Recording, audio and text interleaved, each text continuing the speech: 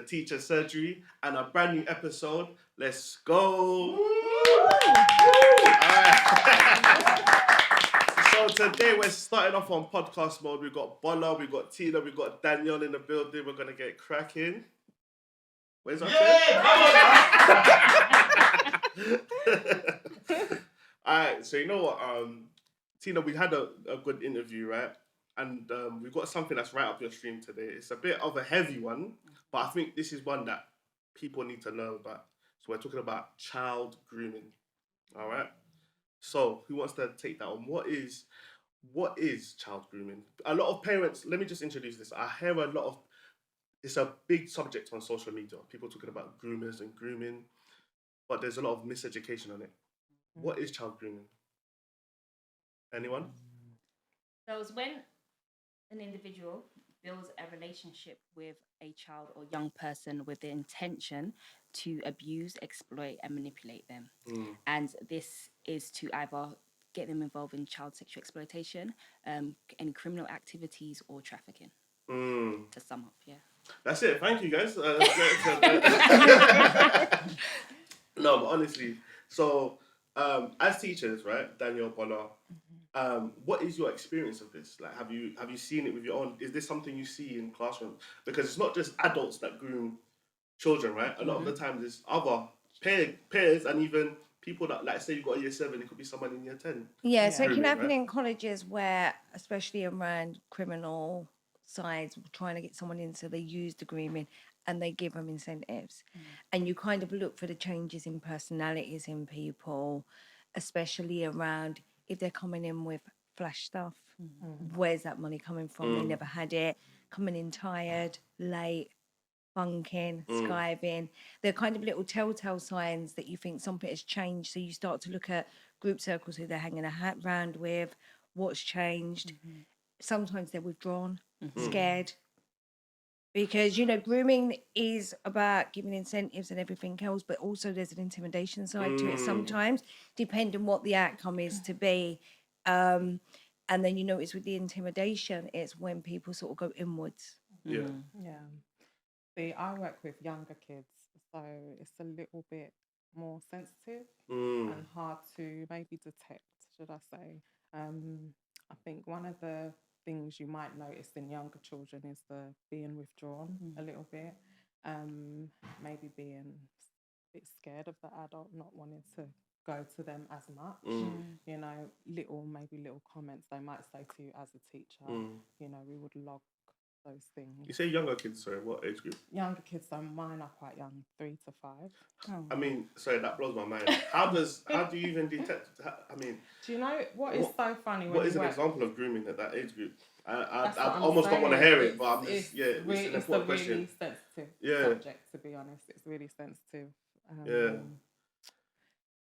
I don't know what example I can give, really. I can give one. When I did work in a primary year and it was happening to a particular child, one of the first things we picked up on was the more use of sexual terminology they were using, which was very out of character for the age, for the setting.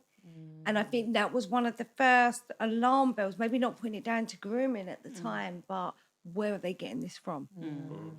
And then it was sort of seeing, then you noticed coming in with like new pens and stuff or a new coat, then becoming withdrawn, then like you said, didn't want adults. And it's just unpiecing it. It's not something you can, unless a child is open about it, you can just pick up overnight.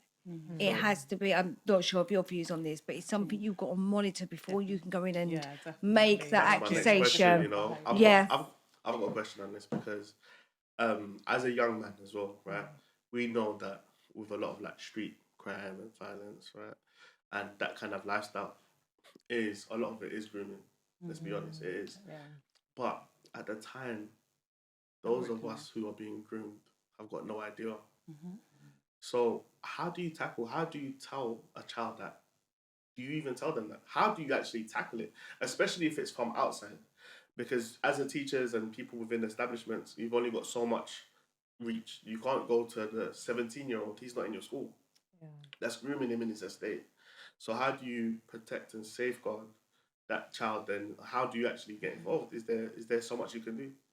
I've read a news article and they said children as young as 6 are being involved in county lines. So it starts very early. I think education and awareness is so important. As soon as children can start communicating, we need to have these conversations with them, because we find that the older they get, it gets more, concerning. So it's important that as soon as they can start communicating, we're having these conversations with them as early as possible, so that if they have any concerns, that they can speak to their trusted adult. Especially with county lines, we know that, children are constantly coming out of education. So it's important that teachers make those alerts. Partnership as well is so key as well. Speaking with parents, local authorities is really essential, that anything that you're noticing, that you're seeing changes in a child's behavior, who they're hanging out with, we don't allow it to escalate before we step in. We need to make sure that we intervene as soon as possible. And as you said, the older they get, sometimes they don't recognize, it's exploitation. They think I'm being part of that gang culture, etc. But if we're educating them from as early as possible, before they fall into that, they're going to know, oh, I remember speaking about this. This is exactly the patterns. And it's literally like a tick list. When you're thinking about how children are criminalized, it's really important that we recognize it's literally the same across the board. So if we're educating them about this as early as possible, and not just having a one-off workshop, this is part of our curriculum. This is part of every year we're reinforcing. And as parents as well, we're doing this at home. They will know. But now, unfortunately, it's only because county line's been happening for years, many years. But only now we're kind of having a focus on it, and now we're going into schools, and now we're talking about it. So it's almost too late, but it's important that we don't stop. We continue. Fantastic. I think it's harder as well because when they're older, they know the danger. They know it's wrong. But they see the finance benefit they're getting behind it. And for some, it's sad because they're getting what they're not getting at home.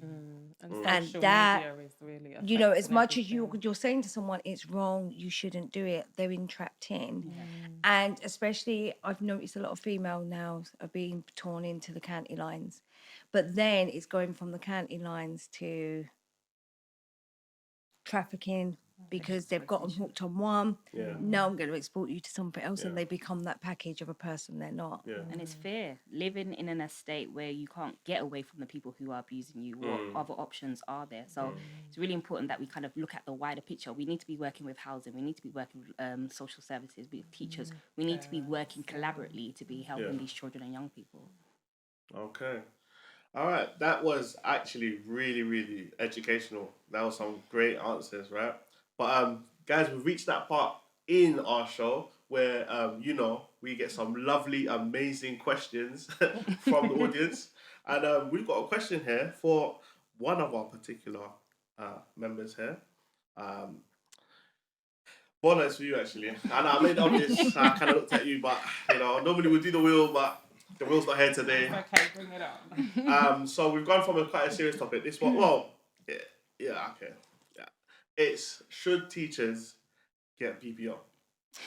Okay, well, Wow. Should teachers get BBL? let me just start by saying, me as a teacher, I take pride in my appearance. Okay. So, I mean, it's up to the individual, to be honest. I mean, now I wouldn't say no, because it's almost become a trend.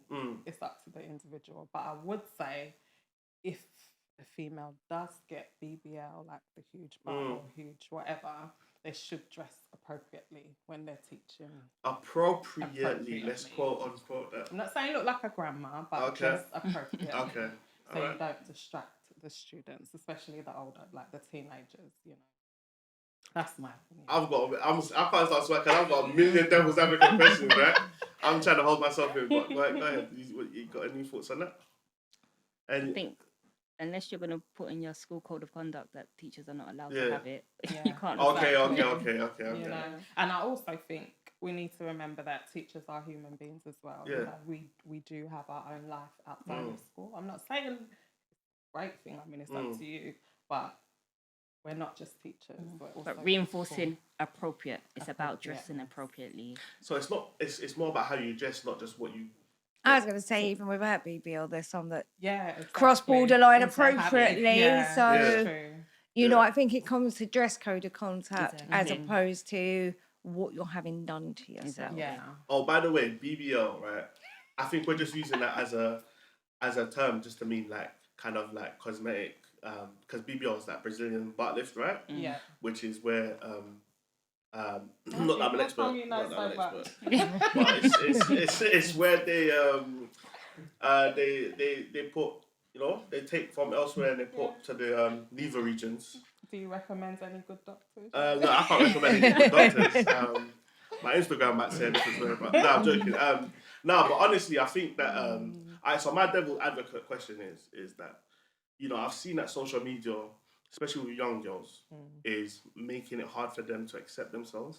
Yeah. They are seeing like constant images of them, like unattainable fashion, like examples, right? Of people, they see filters, they see like this like expectation of like looking like a Barbie, looking amazing all the time. And I just think the school is somewhere they should be free from that. So if you've got teachers coming in looking like Instagram models, what's that doing to the young girls? About role modeling. Role model, yeah. Yeah. And it's going to have an influence on them. So, Yeah. but I think schools need to make that decision. Yeah. But like you said, it's done within reason. I don't think there's coming in wearing your tight trousers, shaking it about, showing it off is going to happen in the classroom. Yeah. So, you know, it's not a higher class, look what I've had done the weekend. It just falls in part of that's who you are. Because teachers are humans too. Right? Yeah. And honestly, you'll be surprised. Kids as young as 3. that's crazy. So, Yeah. Okay, all right. Well, that wraps up that, yeah. And thank you everyone for tuning in to another episode of the Teacher's Surgery. All right. So join us next episode, and yeah, thank you for coming. Let's go.